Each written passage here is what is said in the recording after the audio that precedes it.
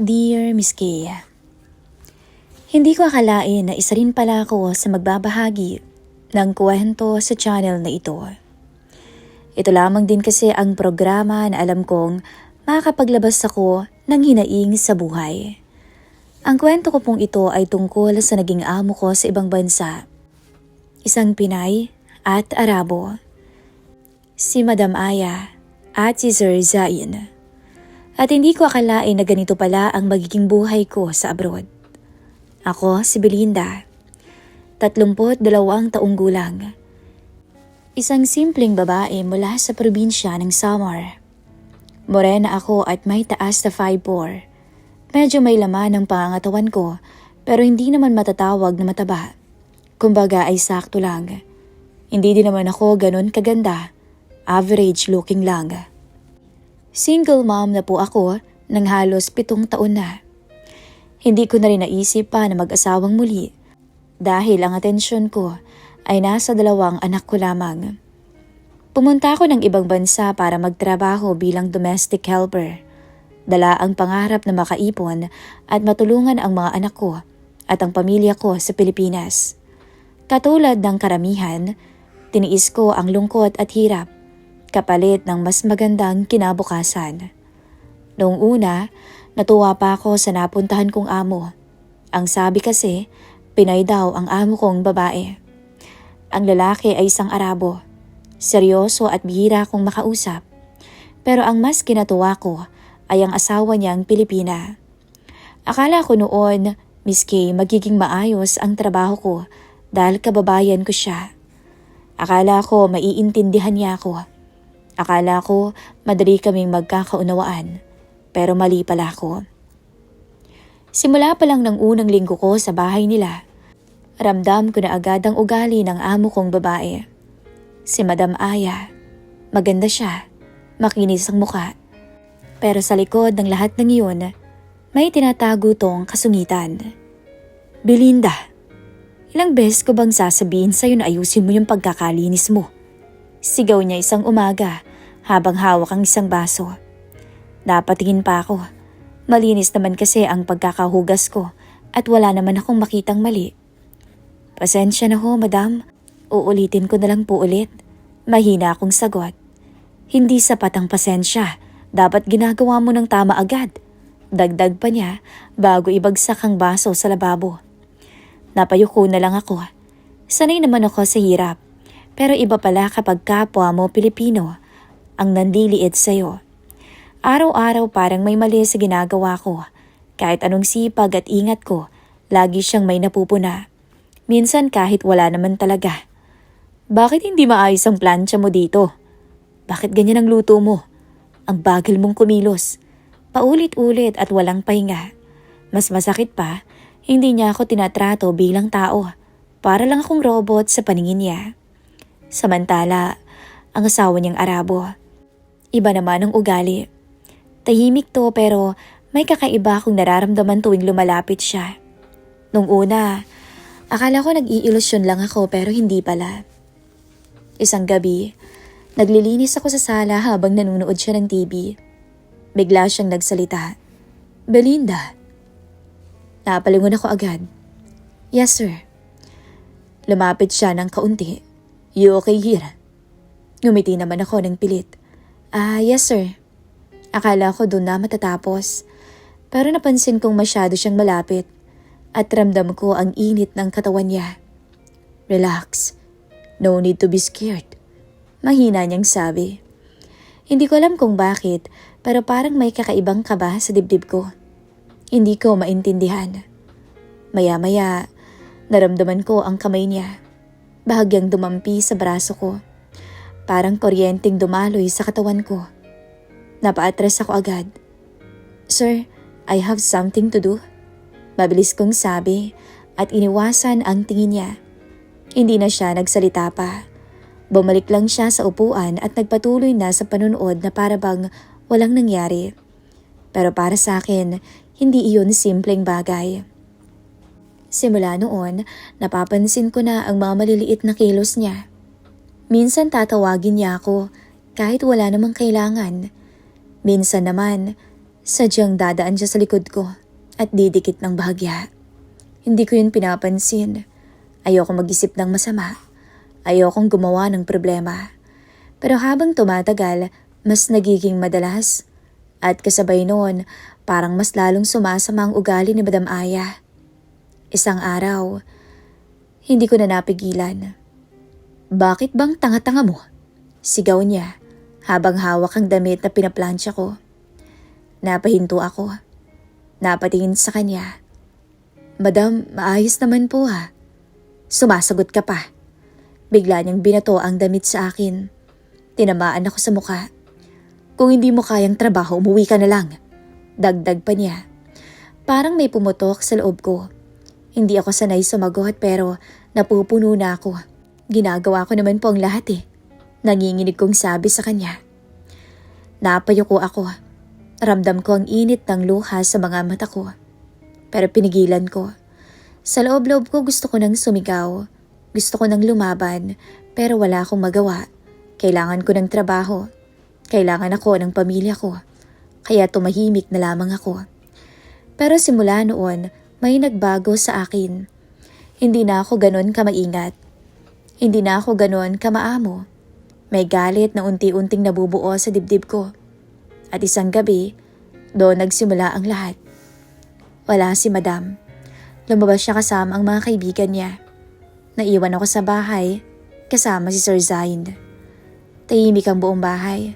Ako'y nasa kusina at naghuhugas ng pinggan. Narinig ko ang yabag niya papalapit. "Belinda." Hindi ako lumingon agad. "Sir?" Sagot ko. Lumapit siya sa likod ko. Masyadong malapit. "Why are you sad?" Tanong niya. Hindi ko alam kung paano niya napansin. Siguro halata sa mukha ko. "It's nothing, sir." Sagot ko pero ramdam ko ang bigat sa boses ko. Bigla niyang hinawakan ang kamay ko. Mahigpit. Hindi na tulad ng dati na pahapyaw lang. "Don't lie," sabi niya. Hindi ko agad inalis ang kamay ko. Hindi ko rin alam kung bakit. Siguro dahil sa galit. Galit kay Madam Aya. Galit sa lahat ng nararanasan ko sa kanya. "I'm just tired, sir." Mahina akong sabi. Daan-daan niya akong hinarap. Nagtagpo ang mga mata namin. Sa sandaling iyon, hindi ko na siya nakita bilang amo. Isa na lang siyang lalaki na nakatingin sa akin. At ako, isang babaeng pagod at naghahanap ng kahit konting pag-unawa. "Relax," bulong niya. Hindi naman ako gumalaw. Hindi rin ako umiwas. Sa unang pagkakataon, hindi ko siya tinanggihan nang ilapat niya ang labi niya sa akin. Hindi dahil gusto ko, kundi dahil sa galit na matagal ko nang kinikimkim sa asawa niya. Pagkatapos ng halik na yon, agad din akong umatras at umalis. "I'm going upstairs, sir." Agad kong sabi. Pero sa gabing yun, alam kong may mali akong desisyon na ginawa. Pero pinili kong huwag nang pigilan. Dahil sa puso ko, pakiramdam ko, wala akong pakialam. Nagbago ang lahat matapos ang gabing yun. Ang unang gabing naglapat ang labi namin sa isa't isa. Single mom ako miski matagal ng panahon. Walang ibang lalaki sa buhay ko. At ang halik na yon ay binuhay ang natutulog kong diwa. Nakaramdam ako ng bolta-boltahing kuryente dahil doon. Hindi man namin pinag-uusapan, pero pareho naming alam ni Sir Zain na may kakaiba lang namamagitan sa amin. Hindi na lang siya simpleng amo at hindi na rin ako basta katulong lang sa paningin niya. Kinabukasan, parang walang nangyari. Tahimik lang siya habang nagkakape sa dining area. At ako naman ay abala sa kusina. Pero nang magtagpo ang mga mata namin, may kakaibang ngiti siya sa labi niya. "You okay?" Tanong niya na parang kaswal lang. "Yes sir, I'm okay." Sagot ko na pilit kinakalma ang sarili. "Don't call me sir when we're alone." Sabi niya bigla. Napahinto ako. "Then, what should I call you?" Tanong ko. Ngumiti siya. "Zain." Hindi ako nakasagot. Hindi naman ako sanay na tawagin siya sa pangalan niya lamang. Pero tumango ako. Okay. Mula noon, unti-unti kaming naging mas komportable sa isa't isa. Lalo na kapag wala si Madam Aya. Madalas tatawagin niya ako kahit wala naman siyang kailangan. "Belinda, come here." Paglalapit ako, mapapansin kong nakatitig lang siya sa akin. "You look beautiful today," sabi niya minsan. "Don't say that. Madam Aya will hear you," sabi ko. Hindi ko alam kung anong mararamdaman ko sa mga salitang yon. Hindi ako sanay sa ganoong atensyon. Unti-unti, nasanay na rin ako sa presensya niya, sa mga titig niya, sa paraan ng paglapit niya, at kahit sa mga pagkakataong hinahawakan niya ako sa kamay, sa braso, hindi ako umaatras, hindi na tulad ng dati. Minsan, hinahayaan ko na lang. Hindi ko alam kung dahil ba sa galit ko kay Madam Aya o dahil may parte sa akin na naghahanap ng lambing na matagal ko nang hindi nararamdaman. Pero isang bagay ang sigurado, lalo kaming nagkalapit. At kasabay nun, tila lalong nababothered si Madam Aya. Parang kahit anong gawin ko, hindi sapat. Isang tanghali, habang naglilinis ako ng kwarto nila, pumasok siya bigla. "Why you're here?" Mataray niyang tanong. "Kanina ka pa dito, Belinda, hindi ka pa tapos? O baka may iba ka pang agenda?" "Malapit na po, madam. Aalis na rin po ako." Sagot ko na hindi na pinansin pa ang sinabi niya. Napatingin siya sa akin mula ulo hanggang paa. Napakuyom ang kamao ko, pero pinipigilan ko ang sarili ko. "Sorry po." "You always say sorry." Sigaw niya. "Wala ka bang ibang alam na sabihin?" Hindi na ako sumagot pa. Pero sa loob ko, kumukulo na naman ang galit. Hanggang sa dumating ang araw na biglang nag-iba ang lahat.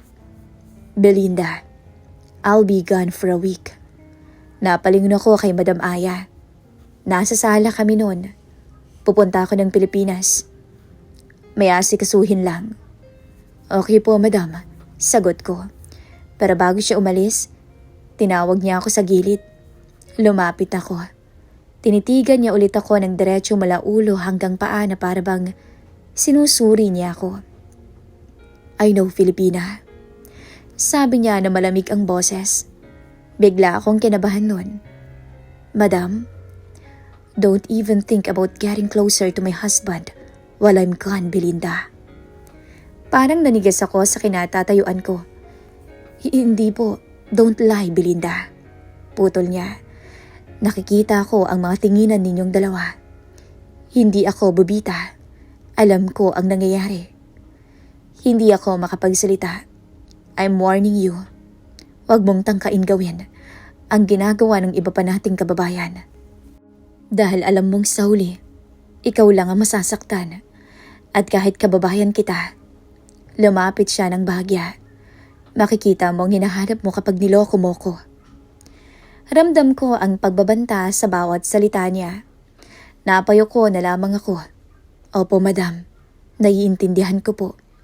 Pero sa loob-loob ko, halo-halo na ang nararamdaman ko. Takot, galit, at kung ano pa. At nang tuluyan siyang umalis, naiwan kaming dalawa ni Zain sa bahay. Tahimik ang unang araw. Pareho kaming parang nag-iingat. Pero habang tumatagal ang gabi, parang bumibigat ang hangin sa pagitan namin. At dumating ang unang gabi na wala si Madam Aya. Nasa kwarto na ako noon. Nakaupo sa kama, hindi mapakali. Iniisip ko ang sinabi niya. Iniisip ko rin ang nangyayari sa amin ng asawa niya. Hindi ko alam kung tama pa ba ang lahat, dahil bigla akong nakaramdam ng konsensya. Lumipas ang ilang minuto. Bigla, napatingin ako sa may pinto nang may kumatok. "Belinda." Boses ni Sir. Kinabahan ako. Hindi ko alam kung bubuksan ko ba o hindi. Pero sa huli, tumayo ako at dahan-dahang binuksan ang pintuan. Pumasok siya. "Are you okay?" Tanong niya. Tumango naman ako. "Yes sir, I'm fine." Lumapit siya. "Don't be scared of me, Belinda. I'm just admiring your beauty." Anya na masyadong malapit. Hindi ako nakaimik. Tinitigan niya ako ng matagal na para bang binabasa ang iniisip ko. Napatingin ako sa kanya. Hindi ko alam kung bakit hindi ako umaatras. Hindi ko alam kung bakit hindi ko siya pinipigilan nung lumapit pa siya. Belinda. Mahina niyang tawag. At tung mga sandaling iyon, alam kong nasa delikadong sitwasyon na ako. Pero sa halip na umiwas, nanatili lang ako at hinayaan ko siya sa gusto niyang mangyari. At nang tuluyan niyang hawakan ang kamay ko, doon na rin ako tuluyang sumuko. Ang pangangailangan ko sa loob ng ilang taon, sa isang iglap, pinuna ng amo kong Arabo. Sa balbas niya palang nakikiliti na ako. Sa mukha niyang guwapo, sa matangos niyang ilong, doon bumigay ako. Sa unang gabi pa lang nawala si Madam. Pinagbigyan ko agad ang asawa niya. At kahit alam kong mali, hindi ko na pinigilan. Sa loob ng isang linggo nawala si Madam Aya. Nagbago ang takbo ng mga araw ko. Hindi ko na mabilang kung ilang beses na may nangyayari sa amin ng amo kong Arabo. Hindi na rin iyon tulad ng unang gabi na puno ng kaba at pag-aalinlangan. Habang tumatagal, parang nasasanay na lang ako sa presensya niya, sa paraan ng tingin niya, sa paglapit niya bigla, at sa mga sandaling kami lang ang magkasama sa bahay na para bang ako ang naging pangalawang asawa niya. Alam kong mali, alam kong hindi dapat, pero sa bawat araw na lumilipas, mas lalo akong nahuhulog sa sitwasyong hindi ko na makontrol. Hindi ko masabi-sabi na may nararamdaman akong pagmamahal. Hindi rin puro galit lang ang dahilan kung bakit hinayaan ko ang lahat. Parang may halong lungkot, pangangailangan at kahinaan. At siya, parang alam niya kung paano ako basahin. Don't think too much. Madalas niyang sabihin kapag napapansin niyang tahimik ako. I'm okay. Sagot ko naman palagi, kahit hindi naman totoo. Sa loob ng isang linggo parang naging lihim naming mundo ang bahay. Tahimik sa labas pero puno ng tensyon sa loob. Hanggang sa dumating ang araw bago umuwi si Madam.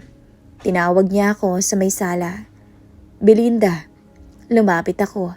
May hawak siyang sobre. For you. Sabi niya sabay abot. Napakunot naman ang noo ko. What's this? Open it. Dahan-dahan kong binuksan at nanlaki ang mga mata ko nang makita ko ang laman. Pera. Sir, what is this? Naguguluhan kong tanong. Tumingin siya sa akin ng diretso. It's for you. Hindi ako agad nakapagsalita. Take it. Dagdag pa niya. Umiling ako nung una. No, you do. Putol niya. And don't say it to Aya. Parang bumigat ang dibdib ko. Everything that happened, it's between us only. Sabi pa niya. Doon ako natahimik. Parang may kung anong bumagsak sa loob ko. Akala ko kahit papaano may halaga ako sa kanya. Yung kahit konti. Pero ng mga sandaling yun, parang malinaw na malinaw ang lahat. Hindi ako espesyal. Isa lamang akong parausan. Isang bagay na tinatago. At ngayon, parang binabayaran. Ngayon ko napagtanto yung sinabi ni Madam Aya. Na sa huli, ako lang din ang masasaktan. Okay sir, mahina akong sabi. Tinanggap ko ang sobre kahit mabigat sa pakiramdam. Sayang din yun, pampadala sa mga anak ko. Dilunok ko na lang ang kadokohang ako rin naman ang may gawa. Pagbalik sa may kwarto, doon ko lang pinakawala ng lahat. Napaupo ako sa may kama, hawak-hawak ang pera. Ganun lang pala. Bulong ko sa sarili ko noon. Hindi ko nga alam kung may iyak ba ako o magkagalit. Pero sa huli, nanahimik na lang ako. Kasi kahit masakit, tinanggap ko pa rin. Dahil kailangan ko rin naman ng pera. Kinabukasan nga, dumating si Madam Aya. Parang walang nagbago. Ganun pa rin ang mga gawain. At ako, ganun pa rin ang itsura ko. Sumusunod at walang reklamo. Pero sa likod ng lahat, may lihim na akong tinatago. Sa harap ni Madam Aya, parang hindi kami magkakilala ni Sir Zain. Hindi kami nagtititigan. Hindi kami nag-uusap. Nahigit pa sa kailangan. Ginagawa ko ang lahat para hindi kami mahalata. Kapag nandyan si Madam Aya, parang wala akong pakialam sa asawa niya. Na hindi ko nga ito tinitingnan. At kapag kinakausap naman ako nito, diretso lang ang sagot ko. Belinda, give me water. Yes sir. Wala nang iba. Walang emosyong mababakas. Walang lihim na makikita. At siguro dahil doon, unti-unti ring nagbago si Madam Aya. Sa paglipas kasi ng mga araw at buwan, napansin kong kumakalma na siya. Sa una lang pala ang ganong ugali niya. Hindi na siya ganoon kasungit. Hindi siya nagagalit. Hanggang sa isang araw nga, habang nagluluto ako sa kusina, lumapit siya. Nakipagkwentuhan. Belinda? Madam, may boyfriend ka ba sa Pinas? Napahinto ako. Hindi ko inaasahan ang tanong niya. Meron ho? Sagot ko. Oo, Miss Kay. Nagsinungaling ako. Ah, ganun ba? Tapos natahimik siya sandali. Tapos tumango. Hindi ko alam kung bakit pero parang dun siya naging kampante. At simula nga noon, mas naging maayos na ang pakikitungo niya sa akin.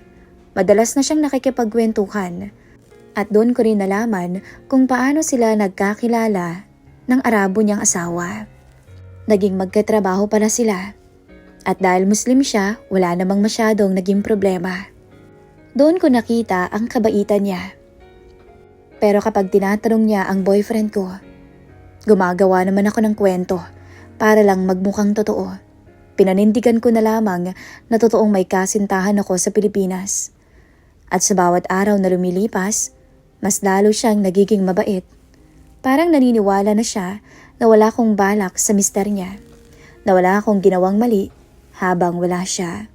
At ako, ginampanan ko ang papel na iyon ng maayos.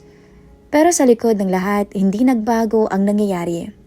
Kapag umaalis si Madam Aya, kapag may lakad siya, kapag kami na lang ulit ni Zain ang naiiwan sa bahay, doon bumabalik ang lahat. Miss me? Minsan niyang tanong habang papalapit. Hindi ako sumasagot, pero hindi rin naman ako umaatras. Para bang naging normal na lang din sa akin. Parang dalawang magkaibang mundo ang ginagawlawan ko. Sa harap ni Madam, tahimik, inosente at wala akong alam. Sa likod, ako pala ang babaeng hinahanap ng asawa niya. At sa bawat pagkakataon, hinahayaan ko yun. Pero doon ako nag-start na makonsensya at makaramdam ng bigat. Kasi alam kong kahit anong gawin ko, mali ang ginagawa ko. Mabilis ang paglipas ng panahon kapag natutunan mong tiisin ang lahat. Hindi ko nga namalaya na malapit na rin palang matapos ang kontrata ko. Parang kailan lang, bagong dating pa lang ako. Takot, nangangapa at puno ng pag-asa. Ngayon, dala ko na ang bigat ng lahat ng naranasan ko. Isang hapon, naglakas loob akong kausapin si Madam. Madam, hindi na po ako magre-renew. Napatingin siya sa akin noon. Bakit naman? Magstay muna ako. Alagaan ko muna ang mga anak ko. Sandali siyang natahimik tapos marahang tumango. Okay, naiintindihan ko. Hindi ko inaasahan na ganun kadali ang magiging sagot niya. Sa totoo lang, sa mga huling buwan ko sa bahay nila, nagbago na siya. Hindi na talaga siya yung dating Madam Aya na laging galit at may reklamo sa bawat kilos ko. Madalas na kami magkwentuhan, mag-usap, ng mga personal. Minsan nga sabay pa kaming umiinom ng tsaa sa umaga. Unti-unti naging magaan ang pakikitungo niya sa akin. At sa gitna ng pagbabago niyang yun, mas lalo kong naramdaman naman ang bigat ng konsensya dahil sa mga ginawa ko. Dahil sa likod ng pagiging maayos namin, may lihim naman akong daladala. Lihim na ako mismo ang may kasalanan. Kaya bago patuloy ang matapos nun ng kontrata ko, pinutol ko ng lahat ng koneksyon ko kay Sir. Hindi na ako tumitingin sa kanya. Hindi na ako sumasabay sa kahit anong pagkakataon na may iwan kaming dalawa, na kami lang ang magkasama. Kung may iuutos siya, ginagawa ko na lang. Wala nang emosyon at wala na akong pahiwatig na gusto ko. At siya, hindi naman na siya nagtanong. Hindi rin siya nagpilit.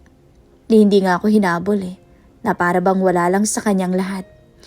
At doon ko mas lalong naintindihan ang katotohanan at ang mga sinasabi ni Madam Aya noon.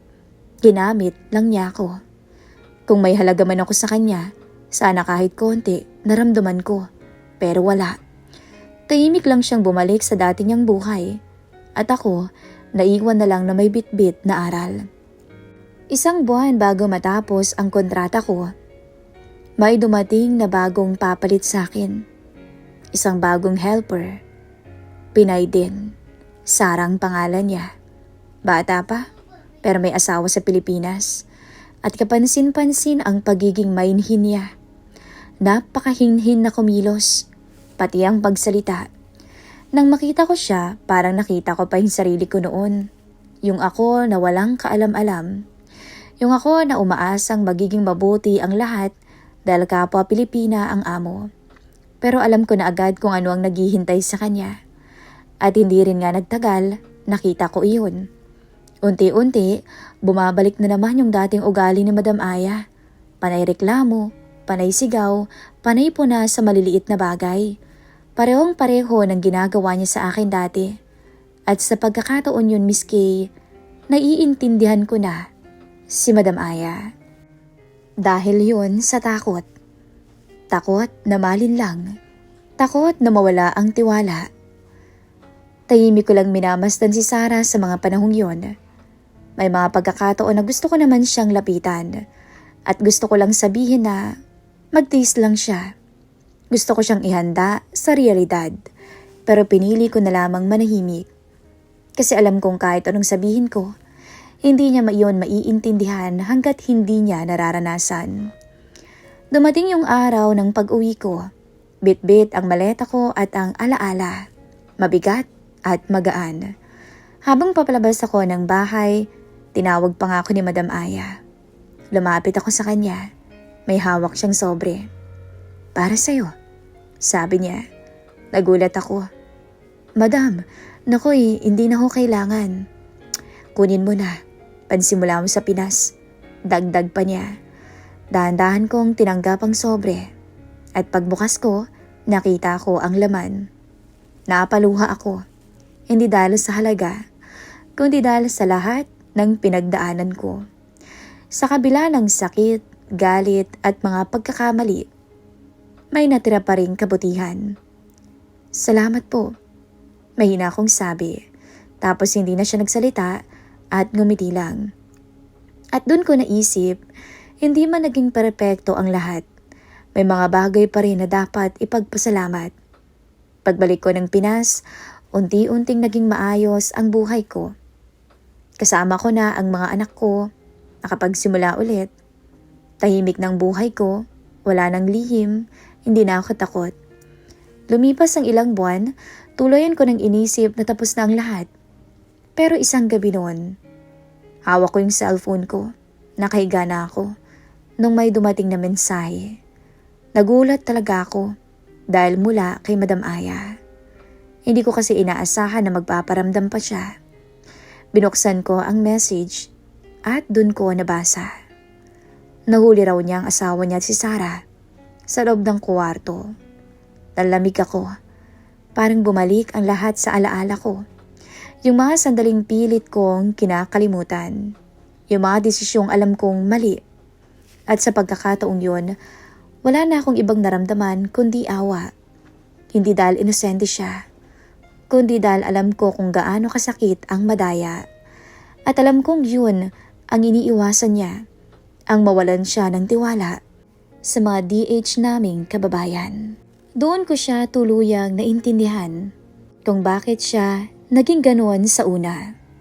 At ngayon, tuluyan kong naintindihan na ang mga bagay na tinatago, kahit gaano yun katagal o gaano na katagal, babalik at babalik pa rin sa'yo.